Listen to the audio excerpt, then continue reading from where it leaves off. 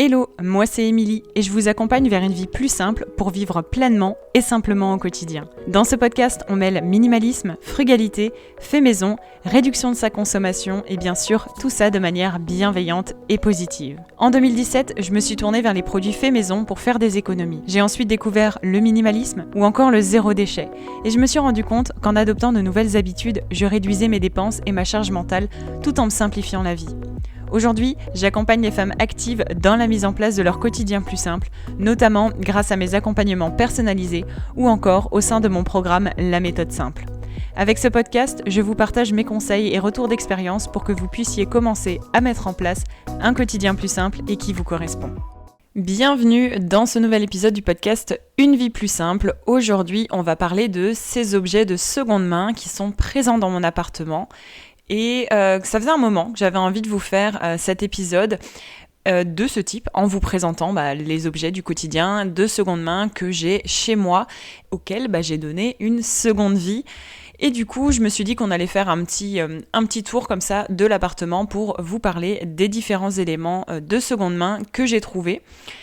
Et j'avais envie de rajouter un petit plus, donc j'ai essayé de retrouver tous les prix d'achat en seconde main des différents objets lorsque je l'ai pu et aussi les prix à valeur neuve, donc quand ils étaient disponibles à la vente en tant que neufs dans les différents magasins. On fera donc à la fin de l'épisode un petit total pour vous montrer que la seconde main c'est non seulement écologique, on est d'accord, mais ce qui nous intéresse ici, c'est que c'est surtout très économique et donc très bon pour votre budget et aussi pour réduire votre consommation et éviter d'être tenté d'acheter tous les produits de surconsommation possibles. Parce que trouver des choses neuves, c'est bien plus facile, on choisit ci et ça, alors que lorsqu'on veut trouver des choses en seconde main, leur donner une seconde vie, il faut prendre un peu plus de temps et donc on peut prendre le temps de réfléchir à si c'est un achat impulsif, si c'est un achat qui vaut le coup, et en plus de ça, trouver la meilleure option, le meilleur deal pour pouvoir l'avoir au moins cher. Et en plus de ça, on trouve aussi souvent des éléments bien plus originaux qui se trouvent bien moins facilement dans les différents magasins et donc à petit prix aussi. Donc on fera un total à la fin pour se rendre compte de combien est-ce que j'ai pu économiser pour les différents éléments dont je vais vous parler dans cet épisode. On commence avec, je pense, l'un de mes éléments favoris de seconde main et de pure seconde main, c'est ma table basse. Alors, il s'agit d'une table basse gigogne, donc avec une grande partie et une plus petite qui se glisse en dessous, totalement en bois, qui est de la marque Ikea d'ailleurs, qui est assez connue chez Ikea. Il me semble qu'elle est encore disponible parce que je l'ai vue sur le site il n'y a pas longtemps et elle est disponible en bois et en blanc, mais moi vous le savez, si vous regardez mes stories sur Instagram, vous regardez les photos sur le blog, mon intérieur est quand même plus chaleureux avec du bois naturel directement et du coup j'avais vraiment cette table basse dans l'œil depuis un sacré moment, sachant que mon ancienne était une table basse récupérée aussi, donc c'était aussi de la seconde main,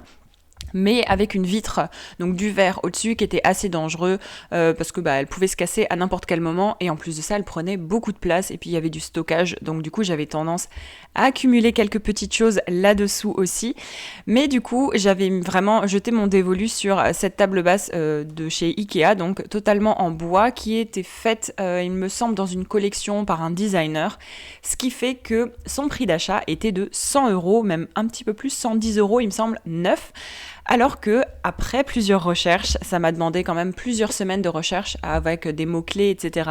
J'ai trouvé sur Le Bon Coin, en plus dans ma ville, la même table basse en état vraiment impeccable pour seulement 20€.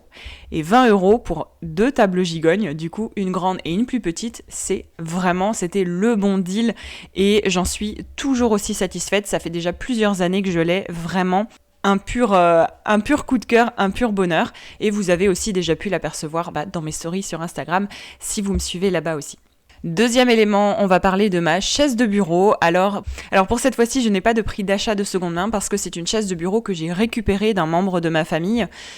qui est dans un état un peu, pas forcément le meilleur des états, mais je suis en train justement de travailler là-dessus. On est en train de trouver un moyen de lui faire une housse personnalisée avec différents tissus d'ameublement que on va aller chercher. Donc c'est le projet en cours, c'est le projet de début 2024 de pouvoir lui redonner une seconde vie. C'est une chaise chaise bleue, si jamais vous me suivez aussi, que ça soit comme dit sur Instagram ou que vous avez déjà eu un coaching avec moi, c'est la chaise que vous voyez pendant nos heures de coaching. Donc du coup cette chaise de bureau, elle est encore disponible, c'est aussi une chaise Ikea, elle est encore disponible, enfin du coup sa nouvelle version est encore disponible, puisque cette chaise-là, elle a bien plus de 10 ans, je dirais même une quinzaine d'années. Elle est encore en super état dans le sens où les différentes mousses ont bien tenu, le support dans le dossier a très bien tenu aussi, c'est juste que la housse bleue a commencé à faire son temps. Quand on voit la différence de prix de la nouvelle version, donc elle coûte 250 € actuellement sur le site d'Ikea, donc la nouvelle version un peu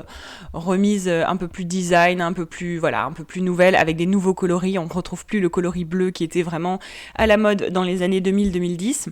Mais bref, ce deuxième élément de seconde main qu'il y a chez moi, donc c'est ma chaise de bureau qui est en plein projet de rénovation avec différentes housses et qu'on va faire tout ça à la machine à coudre et ça va être un super projet. Donc voilà, si jamais ça vous donne aussi des idées pour redonner un coup de neuf à vos éléments de seconde main ou à vos meubles sans avoir à racheter quelque chose de neuf, ça va vraiment avoir un coût moindre, ça va juste être le tissu d'ameublement et c'est tout. Troisième élément, on reste un peu aussi dans la même partie de l'appartement puisque je vais vous parler de la lampe de salon. Donc c'est une lampe type lampadaire, on va dire ça. Lampe de salon que j'ai trouvée sur Le Bon Coin, encore une fois. Cette fois-ci pour 5 €. Alors c'est une lampe en papier avec 3 ampoules à l'intérieur qui est aussi une lampe Ikea. Qu'est-ce que vous voulez ? J'aime bien leur design. Non, surtout que ce sont des lampes qui étaient facilement trouvable à n'importe quel moment dans les années 2000-2010. On en trouve d'ailleurs encore, il y a des nouvelles versions, mais pas dans cette forme-là. Ça a une sorte de forme de bouteille, si vous voulez. C'est donc une lampe en papier qui diffuse très bien la lumière. C'est une lumière assez douce et que pour 5 € sur Le Bon Coin, j'ai encore regardé même tout à l'heure, il y en a encore des disponibles. Et d'après mes recherches, on ne retrouve pas exactement le même objet, mais les équivalents sont autour d'une vingtaine d'euros pour les lampes en papier de ce type-là chez Ikea, niveau premier prix, en tout cas chez eux. Donc ça fait vraiment 15 € d'économie pour une lampe que j'ai déjà maintenant depuis mon emménagement, donc ça fait quand même plusieurs années et elle est toujours aussi bien. J'ai juste changé les ampoules à l'intérieur pour mettre des ampoules LED et donc réduire la consommation, mais à part ça, elle fonctionne toujours aussi bien. Et elle a un interrupteur au sol, vous savez, à appuyer avec le pied. Donc du coup, très pratique, tout aussi durable et je trouve qu'elles se font très bien dans mon intérieur, sur fond blanc, des murs blancs, c'est très minimaliste, j'adore ça. On change de catégorie avec cette fois-ci ma machine à laver, et oui, ma machine à laver c'est une machine à laver de la marque Miele qui date des années 90, fin 90 je dirais, j'ai pas tout à fait exactement trouvé la date et ça c'est un des éléments où je n'ai pas le prix d'achat ni le prix de vente parce que c'est une machine à laver que j'ai récupérée d'un membre de ma famille, donc du coup je n'ai pas du tout ce prix d'achat là, mais c'est une machine que j'ai quasiment toujours connue puisqu'elle appartenait à mon grand-père. Donc quand je vous dis des années 90, c'est vraiment des années 90 et elle fonctionne toujours aussi bien. Impossible, comme dit, de trouver un prix de revente même de seconde main pour vous donner une idée parce que vu qu'il s'agit de la marque Miele, en fait c'est une marque de très bonne qualité, encore plus dans les anciens modèles d'il y a quelques années. Du coup, il y a très peu de personnes qui s'en débarrassent parce que elles ont une durée de vie éternelle presque, même un petit peu plus que 30 ans je dirais. Et si vous avez suivi aussi en story Instagram il y a déjà quelques mois maintenant, c'était fin d'année 2023, on avait eu un petit souci de fuite avec cette machine à laver et en fait il suffisait simplement de l'ouvrir, donc on est allé chercher un tuto pour pouvoir ouvrir la façade et puis en fait c'était simplement un tuyau qui s'était avec en fait l'essorage qui s'était décalé, qui était sorti en fait de sa zone, rien de grave et on a juste raccroché tout ça et finalement elle est repartie et ça fait des mois et ça fonctionne toujours aussi efficace, utile, c'est sûr, elle a pas du tout le visuel d'une machine moderne, il n'y a pas d'écran, il n'y a rien, c'est des boutons à l'ancienne, mais justement, tout fonctionne, très peu d'électronique là-dedans, et j'en suis toujours aussi ravie. Et si déjà on passe au suivant et je vais vous parler de mon lave-vaisselle qui est lui aussi de la marque Miele et qui vient du même endroit, de la même personne et qui date de la même période, voire un petit peu plus récent, je dirais début des années 2000 plutôt que des années 90. Et encore une fois, un lave-vaisselle de la marque Miele donc que j'ai récupéré et qui fonctionne aussi toujours aussi bien et qui fonctionne aussi toujours aussi bien avec des produits maison. Je vous l'ai pas dit mais pour la machine à laver c'est exactement pareil, j'utilise principalement de la lessive maison, que ce soit de la lessive en poudre ou de la lessive gratuite, donc de lierre ou de cendre, où toutes les recettes sont d'ailleurs disponibles dans mon e-book de recettes réaliser soi-même tous les produits du quotidien. Tout comme la recette des tablettes pour lave-vaisselle que j'utilise dans mon lave-vaisselle 1000 des années 90-2000. Je vous laisse le lien vers le e-book de recettes dans les notes de l'épisode si jamais vous voulez jeter un coup d'œil et optez vous aussi pour ce genre de produits. Mais les deux machines sont dans un état nickel et croyez-moi quand en désossant à peu près la machine à laver lorsqu'on avait un problème de fuite, j'ai pu me rendre compte de l'intérieur des tuyaux, de l'intérieur du tambour de près et tout était encore nickel. Donc quand on vous dit que les lessives maison ça encrasse la machine à laver, et la mienne fonctionne toujours aussi bien et ça fait des années maintenant que j'utilise des produits maison dedans. Donc vraiment tout est nickel dans ma machine à laver et du coup c'est pareil dans le lave-vaisselle, donc dans lequel j'utilise mes tablettes pour lave-vaisselle faites maison, qui me coûtent quasiment rien à faire et qui sont toujours aussi efficaces. La machine fonctionne aussi toujours aussi bien et donc ce lave-vaisselle récupéré qui date des années 90-2000, lui aussi fonctionne toujours aussi bien. Encore une fois, très peu d'électronique, seulement quelques boutons et quelques LED pour indiquer les niveaux de liquide et les niveaux de sel à rajouter. Mais sinon, il fonctionne toujours aussi bien et j'en suis toujours aussi ravie. Encore une fois, je peux pas vous donner de valeur parce que on n'en trouve pas forcément sur les sites de seconde main ou en revente ailleurs de ces années-là, malheureusement. Mais moi, j'en suis aussi toujours aussi contente. Et comme quoi, souvent, d'opter pour des vieux électroménagers, ça fonctionne bien mieux que d'opter pour des électroménagers plus récents qui, eux, ont tendance à tomber en panne plus facilement avec cette histoire d'obsolescence programmée. On change de partie dans l'appartement puisque je vais vous parler de ma platine vinyle. Alors, je vous en ai déjà parlé, que ce soit dans des épisodes de podcast ou sur Instagram. C'était mon cadeau d'anniversaire de moi-même à moi-même l'année dernière et j'en suis toujours aussi contente. Donc, pourquoi est-ce qu'elle se retrouve là-dedans après mes machines à laver et la vaisselle des années 90 ? Tout simplement parce que c'est une platine vinyle qui est reconditionnée, que j'ai pu avoir à moins 60% d'ailleurs du prix du neuf. Donc j'ai fait 120 € d'économie si mes calculs sont bons. Et donc une platine vinyle dans un état quasi neuf, même neuf en fait. Elle était encore emballée dans la boîte que j'ai pu recevoir et qui m'a fait du coup économiser 60% du prix total. Et donc j'ai pu lui redonner une seconde vie. C'est pour ça que je la mets aussi dans cet épisode-là. On se retrouve en fait à toujours penser que les choses de seconde main sont forcément, comme dit, des anciennes machines à laver, une chaise de bureau des années 2000 ou d'autres, mais en fait tout simplement ça peut aussi être des éléments reconditionnés qui vont difficilement être remis à la vente au tarif plein, tout simplement parce que le carton a déjà été ouvert. Il faut juste s'assurer que tous les éléments soient dedans, c'est la première chose que j'ai fait en ouvrant le carton, mais voilà, en tout cas c'est une platine vinyle, c'est exactement le modèle que je cherchais depuis des années et que je voulais depuis des années, mais le prix en fait m'empêchait vraiment de l'acheter neuve et je me suis dit il y a largement de quoi faire en l'achetant reconditionnée ou en achetant une reconditionnée tout simplement et j'ai trouvé mon bonheur. Donc je vous mettrai encore une fois quand je vous parle de différents éléments, dès que c'est encore disponible, je vous mets tous les liens dans les notes de l'épisode bien évidemment. On continue, on a parlé platine vinyle, maintenant on va continuer dans le multimédia avec ma télé. Alors ça fait des années que je n'ai pas acheté de télévision, tout simplement parce que j'ai la chance de pouvoir en récupérer des différents membres de ma famille autour de moi qui eux changent de télé un peu plus régulièrement on va dire, mais du coup j'ai pu récupérer une télévision Samsung de chez mes parents, tout simplement, qui date des années 2010 il me semble de mémoire et qui fonctionne aussi toujours aussi bien. Alors du coup c'est une des premières fois où j'ai une télé aussi grande parce qu'avant ça j'avais un petit écran assez réduit que j'avais aussi récupéré d'une connaissance qui déménageait tout simplement. Donc du coup là pour moi c'est vraiment, ça me fait type home cinéma à la maison tellement ma télé est grande et pourtant elle a quasiment 15 ans, donc comme quoi pas besoin non plus d'avoir le dernier élément en date, la dernière télé qui vient de sortir avec une super technologie. Donc voilà, moi j'ai récupéré celle-là et elle rentre tout parfaitement dans la niche pour la télé qui est prévue dans l'appartement, sur mon mob télé. Franchement, je vais la garder un sacré bout de temps, je pense, et attendre qu'elle termine complètement sa vie avant de peut-être, je ne sais pas, en racheter une autre ou en récupérer une autre d'ici là. Mais c'est pas prévu. Pour l'instant, je veux utiliser mes éléments, mes items, mes objets de seconde main jusqu'au bout du bout du bout. On continue dans les écrans, j'ai essayé de faire ma liste un peu dans l'ordre, mais finalement je l'ai fait un peu par catégorie, puisque je vais vous parler de mon écran d'ordinateur. Donc c'est un HP Pavillon que j'ai trouvé sur les sites de seconde main pour une quinzaine d'euros, parce qu'il a déjà plusieurs années maintenant, je pense qu'il est aussi des années 2010, je pense, début 2010. Et je suis allée chercher pour vous parce que je ne connaissais pas le prix à l'achat neuf à l'époque. Et le prix d'achat neuf à l'époque était de 200 € parce qu'en fait c'est un très bon écran. Mais c'est vraiment un achat qui a été très utile et qui me permet en fait tout simplement de transformer mon bureau en ordinateur fixe, en fait d'avoir mon ordinateur portable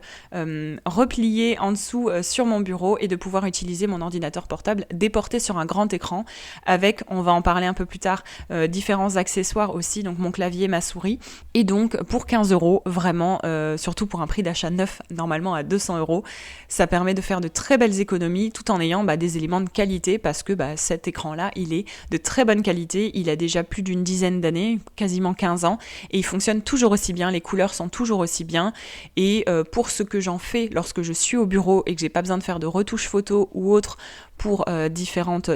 choses, que j'ai pas besoin d'avoir une précision de couleur, ce que fait mon écran d'ordinateur portable, ça me suffit largement. On continue donc sur le bureau, comme ça on aura fait cette catégorie-là. Donc je vais vous parler de mon clavier d'ordinateur et de ma souris parce que oui aussi, ces deux-là sont des éléments de seconde main et encore une fois, en fait tout simplement comme la platine vinyle, ce sont des achats reconditionnés que j'ai pu trouver à moitié prix, il me semble. Donc reconditionnés à 33 € le lot, donc de la souris et du clavier. Les deux sont sans fil, branchés sur une petite prise USB de mon ordinateur et la valeur neuve était de plus de 60 €, il me semble. Et vraiment, j'en suis toujours aussi contente, sachant que c'est des éléments encore en vente, encore disponibles, et que moi j'ai pu avoir à petit prix, 50% d'économie, parce que j'ai choisi du reconditionné. Mais moi j'en suis toujours aussi contente. Ça fait déjà 2-3 ans, je pense, que je les ai, et c'est aussi ça qui me permet de transformer mon ordinateur portable en ordinateur fixe sur mon bureau, avec un clavier et une souris physique, comme ça, vraiment, en face de mon écran d'ordinateur aussi acheté de seconde main, et du coup voilà, j'ai un bureau de seconde main, on va dire, sans parler de mon ordinateur portable qui n'est pas lui de seconde main mais qui a déjà plus de 6-7 ans il me semble. Donc voilà, on garde les choses jusqu'au bout, même dans la technologie, s'il vous plaît. Et on termine par un dernier élément auquel vous attendez peut-être pas, mais c'est une paroi de baignoire. Et oui, la paroi de baignoire dans la salle de bain est aussi de seconde main, tout simplement parce que quand j'ai emménagé, j'étais encore étudiante et j'avais pas forcément beaucoup de budget et que je me suis dit que ça ne servait à rien de forcément mettre une paroi de baignoire neuve qui coûte, il me semble, d'après mes recherches, un équivalent chez Leroy Merlin ou autre, c'était 150-200 € minimum. Et comment vous dire que c'était pas un achat que je voulais forcément faire. Et je voulais éviter de mettre un rideau de douche, tout simplement parce que c'est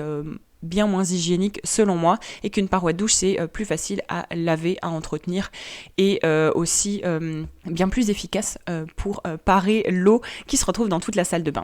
Donc cette paroi de baignoire, je l'ai trouvée à 10 € sur le Bon Coin, vraiment dans un état nickel. J'ai bien pris le temps de la nettoyer, de la désinfecter, d'enlever toutes les traces de calcaire et autres choses qui pouvaient s'y trouver, mais elle était vraiment dans un état, dans un très très bon état, quasi neuf, vraiment peu utilisée, donc c'était l'affaire du siècle, vraiment pour 10 € au lieu de quasiment 150-200 € neuf, sachant qu'en plus, comme dit, elle a un vérin et elle est extensible, donc vraiment l'un des meilleurs achats pour l'appartement, surtout dès que j'ai pu emménager.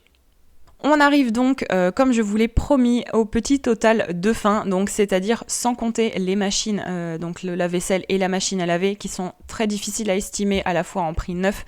comme en prix de revente, puisque j'en ai absolument pas trouvé, même avec toutes les recherches que j'ai pu faire, j'en ai pas trouvé. Pour le total que j'ai pu économiser, donc par rapport entre le prix d'achat neuf que j'aurais pu dépenser si je voulais les acheter neufs et le prix d'achat que j'ai donc dépensé en seconde main, que ce soit sur Le Bon Coin ou que ce soit auprès de proches ou que ce soit en reconditionné,